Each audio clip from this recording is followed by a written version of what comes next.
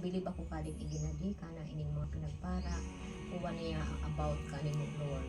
Sana po ining tabangan mo na maibuta ka ni si Sheila tibaan pa man na din sa di barangay. Yes, Lord. Makuha ka na ining pag sa Diyos lalong-lalo na sa mga medyo na lilingaw na kanimo. Sana Amen. po Yes, Lord. ining sa paagi ni Sheila Thank you, Lord. po sira tabangan taman po adi si Sheila ang nagpapasalamat ako taling mga iginaadi ining nangraray pag umiyan sa libalay baka na nawawaywayan ang naisip ko. Amen. Thank you, Kana Lord. ining about kanimo Lord.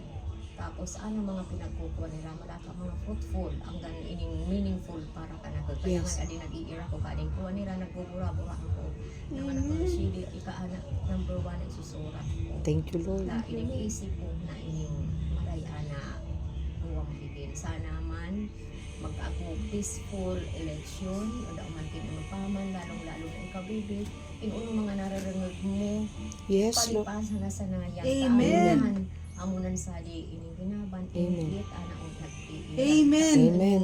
ignoron mo na sanan Amen. basaan ako kanimo di ka makarain sa kapwa mo huwag mo na sanan ining tawaan mo Amen. kukuhaan mo amo sanan In Jesus' so name. amo yan good luck para ka na ining paagian mo ining kuha posisyon mo wan.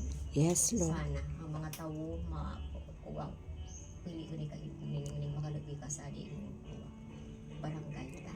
Salamat po kali mo ano kali mo ilang akong biyaya ka na mo kali man po lugod na darawa na pagkuha sa naman ang para agi ilipay mo man sa kanyang upang Amen.